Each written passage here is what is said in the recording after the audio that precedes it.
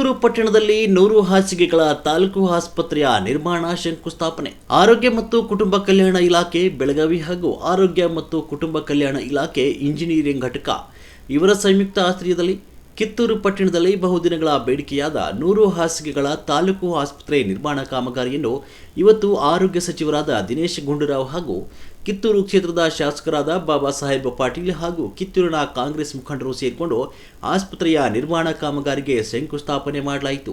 ಇದೇ ಸಂದರ್ಭದಲ್ಲಿ ದಿನೇಶ್ ಗುಂಡೂರಾವ್, ಆರೋಗ್ಯ ಸಚಿವರು, ಕಿತ್ತೂರು ಶಾಸಕರು ಬಾಬಾ ಸಾಹೇಬ್ ಪಾಟೀಲ್, ಶ್ರೀ ಹರ್ಷ ಗುಪ್ತಾ, ಸರ್ಕಾರದ ಪ್ರಧಾನ ಕಾರ್ಯದರ್ಶಿಯಾದ ಆರೋಗ್ಯ ಇಲಾಖೆ ಬೆಂಗಳೂರು ಅವಿನಾಶ್ ಮೆನನ್, ರಾಜೇಂದ್ರನ್, ರಾಷ್ಟ್ರೀಯ ಆರೋಗ್ಯ ಅಭಿಯಾನ Bengaluru Bailhongal, THO Sanjay Siddannavar, DCC bank ನಿರ್ದೇಶಕ ನಾನಾ ಸಾಹೇಬ್ ಪಾಟೀಲ್ ಹಾಗೂ ಕಿತ್ತೂರು ಕ್ಷೇತ್ರದ ಕಾಂಗ್ರೆಸ್ ಮುಖಂಡರು ಹಾಗೂ ಸಾರ್ವಜನಿಕರು ಕಾರ್ಯಕ್ರಮದಲ್ಲಿ ಭಾಗವಹಿಸಿದರು.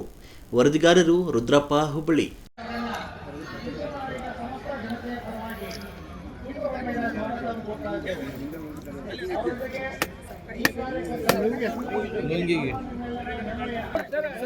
ಸರ್ ಒಂದು ಸ್ವಲ್ಪ ಲೈಟ್ ಮಾಡಿ ಸರ್.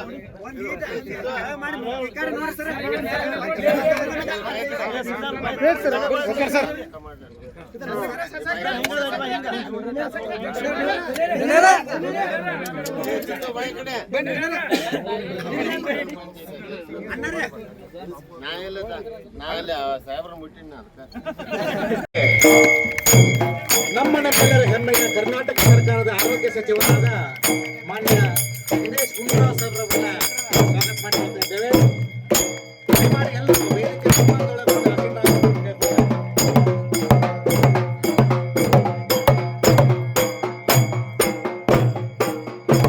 ಪಟ್ಟಣ ಪಂಚಾಯತ್ ಅಧ್ಯಕ್ಷರಾದ ಮಾನ್ಯ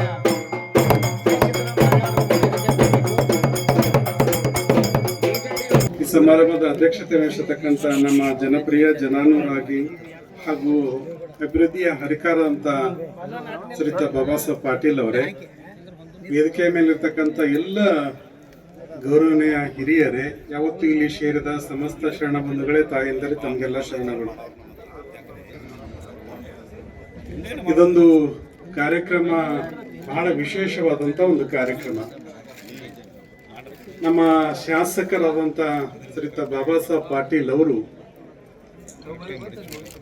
ಈ 3 ವರ್ಷಗಳ ಹಿಂದೆ ಗೆಲ್ಲುತ್ತೇನೆ ಒಂದು ದಿನ ಅಂತ ಹೇಳಿ ಏನು ಯೋಚನೆಯನ್ನು ಹಾಕೊಂಡಿದ್ದಲ್ಲ, ಆ ಗೆದ್ದ ದಿನ ಯಾವುದು ಅಂತಂದ್ರೆ ಇವತ್ತಿನ ಅಡಿಗಲ್ಲು ಸಮಾರಂಭ ಅನ್ನೋದು ನಾವೆಲ್ಲ ಅತ್ಯಂತ ಖುಷಿ, ಹೆಮ್ಮೆ ಅಂತ ನಾವೆಲ್ಲ ಸಂತೋಷ ಪಡಬೇಕು.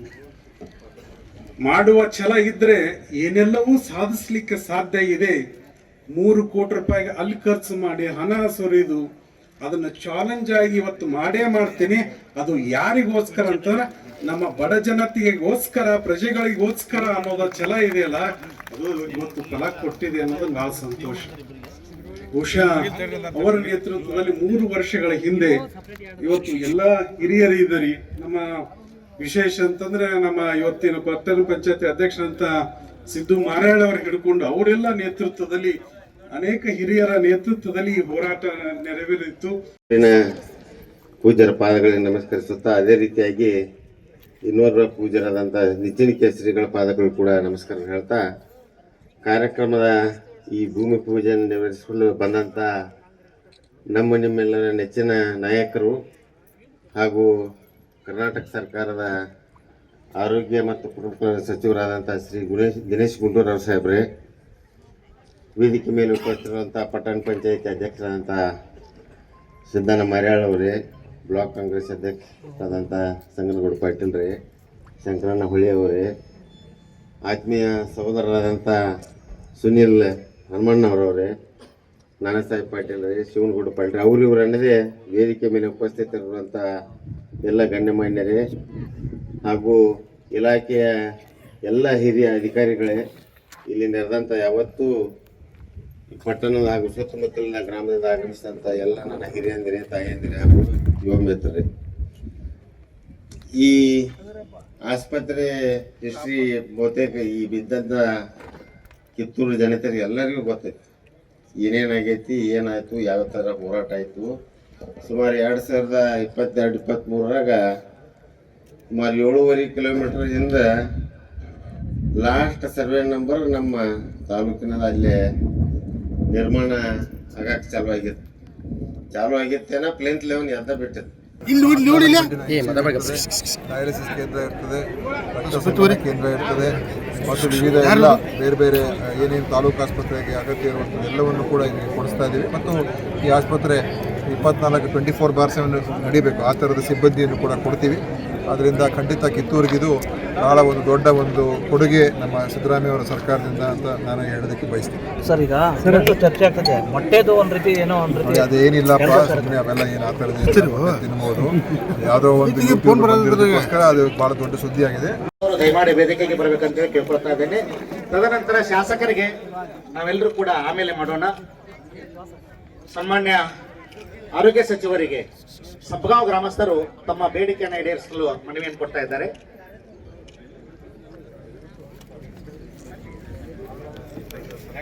ಹಾಗೆ ಅಂಬಡಗಟ್ಟಿ ಗ್ರಾಮಸ್ಥರಿಂದಲೂ ಕೂಡ ಒಂದು ಮನವಿಯನ್ನ ಮಾನ್ಯ ಆರೋಗ್ಯ ಸಚಿವರಲ್ಲಿ ಸಲ್ಲಿಸಲಾಗ್ತಾ ಇದೆ.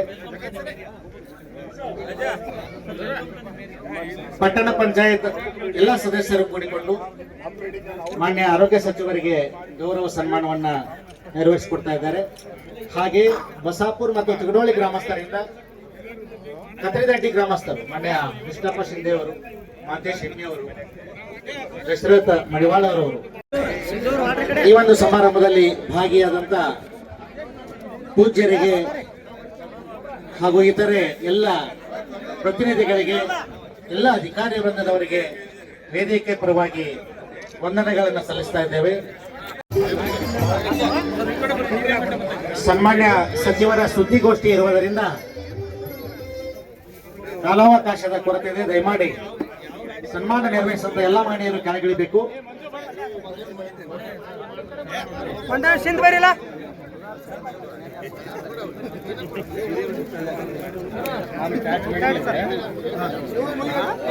ಮಾನ್ಯ ಸಚಿವರ ನಿರ್ಗಮನದ ನಂತರ ಬೇರೆ ಬೇರೆ ಗ್ರಾಮಗಳಿಂದ ಸನ್ಮಾನ್ಯ ಶಾಸಕರಿಗೆ ಸನ್ಮಾನ ಮಾಡುವವರು ಈ ವೇದಿಕೆ ಮೂಲಕ ಆಮೇಲೆ ಮಾಡೋಣ.